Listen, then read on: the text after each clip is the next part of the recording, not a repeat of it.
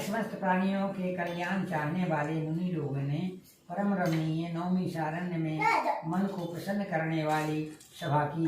उसी समय ते अति तेजस्वी व्यास जी के शिष्य सूत जी अपने शिष्यों के साथ में लेकर हरि नाम का स्मरण करते हुए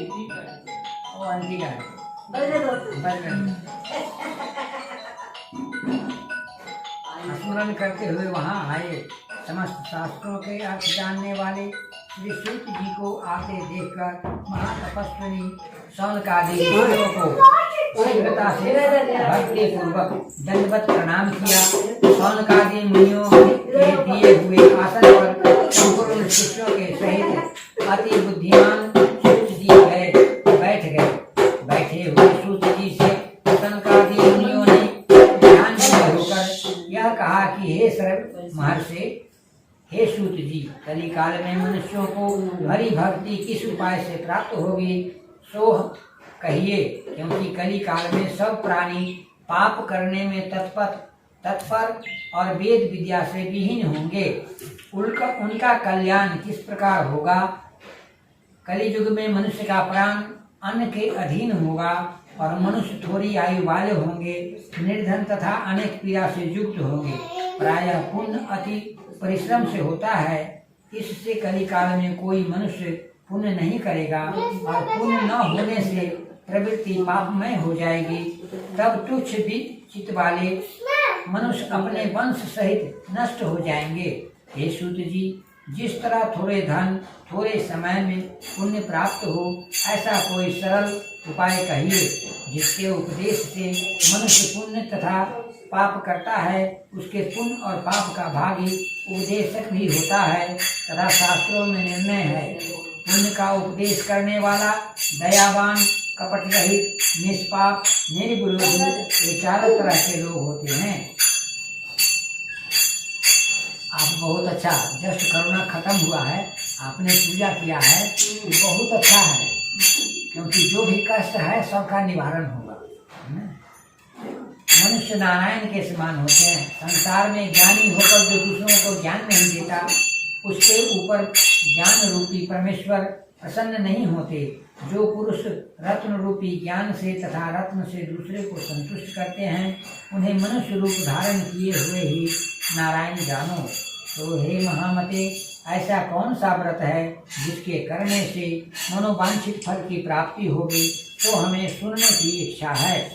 अतः हमसे कहिए, हे मनुष्यों में श्रेष्ठ, आप वेद और वेदांग के ज्ञाता हैं। आपके सदृश और कोई वक्ता मुझे नहीं दिखाई देता, क्योंकि आप वेद व्यास जी के शिष्य हैं। सूत जी बोले, हे मुनि श्रेष्ठ, आप धन्य हैं, आप ही वैष्णवों में अग्रगण्य हैं, क्योंकि आप सब प्राणियों का सदैव कल्याण चाहते हैं।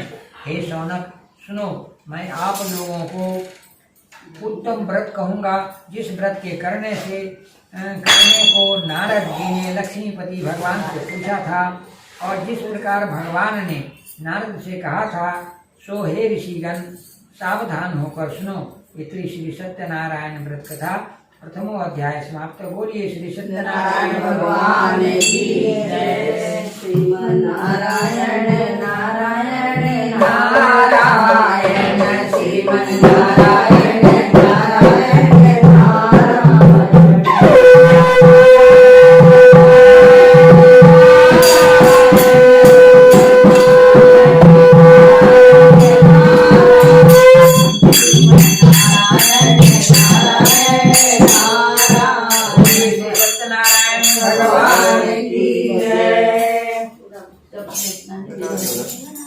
एक समय नारद जी समस्त प्राणियों के कल्याण की इच्छा से अनेक लोकों में घूमते हुए मृत्यु लोक में आए। वहाँ देखा कि सब प्राणी अनेक पीड़ा से युक्त और अनेक योनियों में उत्पन्न होकर पाप कर्म से दुख पा रहे हैं। यह देखकर विचार किया कि इन सब लोगों को दुख किस प्रकार से नष्ट होगा। ऐसा मन में विचार कर विष्णु लोक गए। वहाँ शुक्ल वर्ण 4 भुजा वाले शंख चक्र को धारण किए वनमाला से सुशोभित देव देवेश नारायण को देखकर नारद जी उनकी स्तुति करने लगे। नारद जी बोले कि हे भगवान, वचन और मन से न करने योग्य और शरीर से न करने योग्य अनंत शक्ति युक्त निर्गुणात्मक तथा सगुणात्मक भी आप ही हैं। हे महाराज, आप सब प्राणियों को उत्पन्न करने वाले और भक्तों के भय नाशक हैं। इस प्रकार स्तुति सुनकर विष्णु भगवान बोले, हे नारद, यहाँ किस लिए आए हो? तुम्हारे मन में क्या है? सो कहो, जो पूछोगे हम बताएंगे। नारद जी बोले कि हे नाथ, मृत्यु लोक में समस्त प्राणी अनेक योनियों में उत्पन्न होकर अपने किए पाप कर्म द्वारा क्लेशित हो रहे हैं। हे महाराज, जिस छोटे उपाय से उनका क्लेश दूर हो उसे मैं सुनना चाहता हूँ। भगवान बोले कि समस्त जनों पर कृपा करके तुमने बहुत अच्छा प्रश्न पूछा, जिससे मनुष्य मोह से छूट जाए, सो मैं उपाय कहता हूँ, सुनो।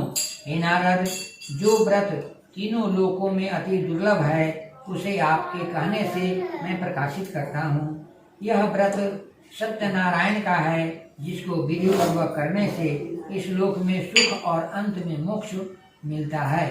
तब नारद जी यह सुनकर बोले कि इस व्रत का क्या फल है और पूर्व काल में किसने किया, किस समय यह व्रत करना चाहिए, तो आप विस्तार पूर्वक कहिए।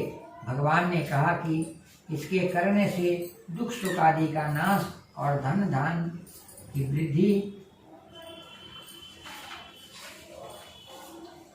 वृद्धि, सौभाग्य और संतति की प्राप्ति तथा सर्वत्र विजयी होती है। इस लोक में मनुष्य शक्ति भक्ति श्रद्धा युक्त किसी दिन सायंकाल में सत्यनारायण का पूजन करे और बंधु बांधवों के साथ धर्म में लीन होकर के उत्तम नैवेद्य का भोग लगावे। केले का फल, घी, दूध, गेहूं का चूर्ण आदि, वह न तो चावल का खांड अथवा गुड़ मिलावे। ऐसा करके सवा पाव सवा शेर के हिसाब से एक में मिलाकर सत्यनारायण को नैवेद्य लगावे और बंधु बांधवों के साथ कथा सुनकर ब्राह्मणों को दक्षिणा देवे। सत्यनारायण के प्रसाद को अपने भाई बंधुओं के साथ खाकर रात्रि में नृत्य कीर्तन आदि करे। तदंतर सब श्रोतागण सत्यनारायण का स्मरण करते हुए अपने अपने घर जावे। इस प्रकार व्रत से मनोवांछित फल मिलता है। कली काल में विशेषकर पृथ्वी पर इससे बढ़कर और कोई दूसरा उपाय नहीं है। हे नारद, जिन्होंने वृद्ध ब्राह्मण का रूप धारण कर लिया और अत्यंत आदर पूर्वक पूछा कि हे विप्र, किस लिए पृथ्वी में आप नित्य इधर उधर घुमा करते हैं? हमारी सुनने की इच्छा है, यदि आपको इच्छा हो तो कहिए। ब्राह्मण बोला कि मैं अत्यंत दरिद्र ब्राह्मण हूँ, भिक्षा के लिए भूमि पर घूमता हूँ। यदि कुछ उपाय आप जानते हो तो मुझसे कृपा कर कहिए। वृद्ध ब्राह्मण बोले कि हे द्विजश्रेष्ठ, समस्त मनोरथों को पूर्ण करने वाले श्री सत्यनारायण के उत्तम व्रत को करो, जिसके करने से मनुष्य सब दुखों से छूट जाते हैं। वृद्ध ब्राह्मण रूपी श्री सत्यनारायण देव के व्रत का विधान भी ब्राह्मण को बताकर ये स्वयं अंतर ध्यान हो गए। सत्यनारायण भगवान चले गए, वहां से लुप्त हो गए। तब सतानंद ब्राह्मण ने मन में यह निश्चय किया कि मैं कल ही श्री सत्यनारायण का व्रत करूंगा। सतानंद ब्राह्मण को इस चिंता में रात भर नींद न आई और प्रातः उठकर वह निश्चय किया कि आज श्री सत्यनारायण को व्रत को अवश्य करूंगा। यह संकल्प कर भिक्षा मांगने के लिए गया। उस दिन रोज की अपेक्षा द्रव्य बहुत मिला। उसी द्रव्य से अपने भाइयों के साथ श्री सत्यनारायण का व्रत किया और उसके प्रभाव से सब दुख से छूटकर वह सर्व संपत्ति से संयुक्त हो गया और इस व्रत के प्रसाद से ब्राह्मणों में श्रेष्ठ हो गया और तभी से ब्राह्मण हर महीने व्रत करने लगा। भगवान ने कहा कि यह सतानंद ब्राह्मण द्वारा किए हुए श्री सत्यनारायण का पूजन है। इसको जानकर जो मनुष्य इस व्रत को करता है वह समस्त पापों से छुटकर दुर्लभ मोक्ष प्राप्त पाता है।